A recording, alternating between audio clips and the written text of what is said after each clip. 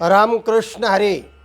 सज्जन हो, मनुष्याला आपलं भविष्य जाणून घेण्याची फार तीव्र इच्छा असते, कुतूहल असतं आणि त्यातून भगवान गोपालकृष्णाची आई यशोदा, तिलाही भविष्य जाणून घेण्याचा मोह आवरला नाही.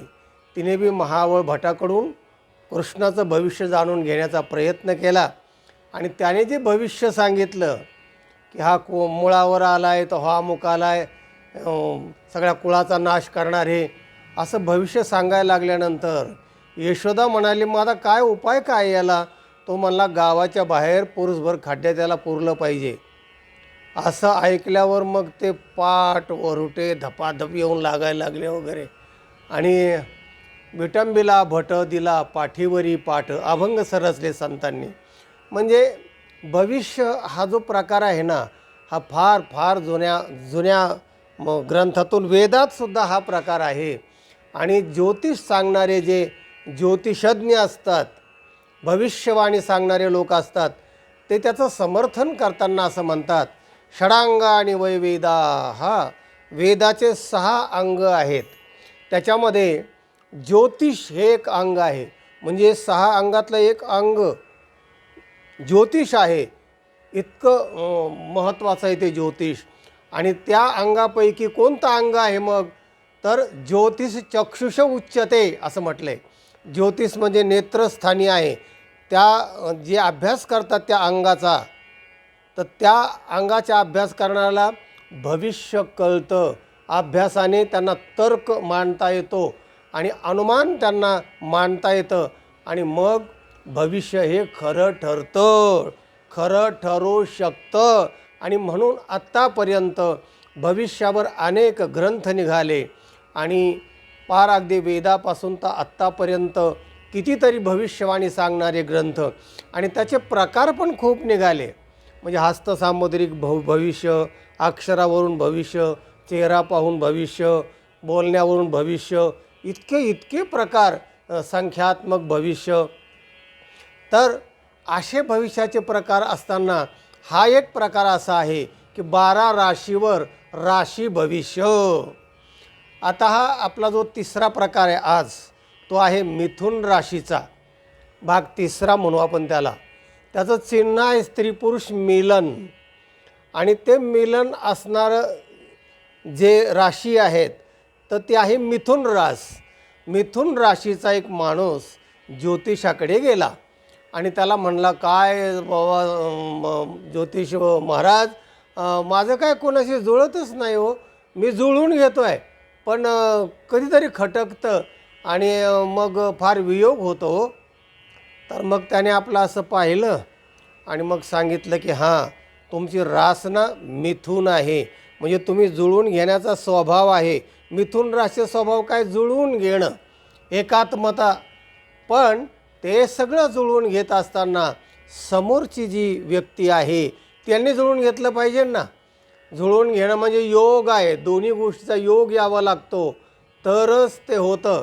एक हात आणि हा दुसरा हात, तरच टाळे वाजते. हां, आता जुळलं. हे योग म्हणजे अप्राप्ते प्राप्तीर योगा, अप्राप्तीची प्राप्ती होणं म्हणजे योग आहे. आणि प्राप्ते परिपालनम क्षेम, जे प्राप्त झालं आहे त्याचं पालन होणं, त्याला क्षेम म्हणतात. तेव्हा सांगायचं असं की मग म्हणाले काय करावं लागेल? तर ज्योतिषी म्हणतात, तुम्ही ना तड जोड हा मंत्र घ्या.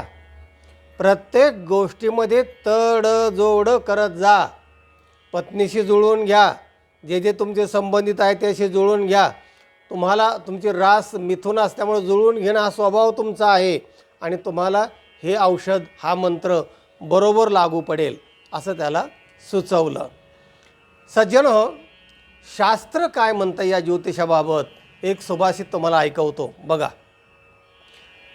गते शोको न कर्तव्यो भविष्यं नैव चिंतयेत वर्तमानेन कालेन प्रवर्तन्ते विचक्षणाः. गते शोको न कर्तव्यो, गेलेल्याचा शोक करू नका. माझ्या दैवातच नव्हतं, मग अमुकातच नव्हतं, मला ग्रहच मागं लागलेत म्हणून माझं वाटवं झालं, असं उगीच रडगाणं गात बसण्यापेक्षा तर गतन्न शौचम, जो गेल्याचा शोक करतो तो एक मूर्ख असतो असं शास्त्रकार म्हणतात. म्हणून शास्त्रकारच सांगतात गते शोकोन कर्तव्यो, म्हणजे भूतकाळात जे गेलं आहे ना तर त्याच्याविषयी फार दुःख करत बसू नका, त्याच्या आठवणी पुन्हा पुन्हा काहीतरी काढीत बसून दुःख करू नका. आणि भविष्यम नैव चिंतयेत, दुसरा मुद्दा आहे भविष्यातल्या गोष्टी फार चिंतन करीत बसू नका. भविष्यमध्ये विष आहे आणि भूतकाळामध्ये भूत आहे. आणि म्हणून काय करा, वर्तमानेन कालेन प्रवर्तन्ते विचक्षणाः, कारण शास्त्रकार म्हणतात वर्तमान काळ आहे ना तर विचक्षण अचानक काहीतरी घडून जाऊ शकतं, म्हणजे तुमचं भविष्यही नष्ट होऊ शकतं आणि भूतकाळात तुम्ही जे चिंतन करत बसलायत त्याचाही काही उपयोग नाही आहे. म्हणून हा श्लोक जो आहे तर त्याचं दुसरं जे चरण आहे तर त्याचे एक पाठभेद असा आहे, वर्तमानेन कालेन बुधो लोके प्रवर्तते, म्हणजे वर्तमान कालामध्ये सुज्ञ माणसं राहायचं शिकतात.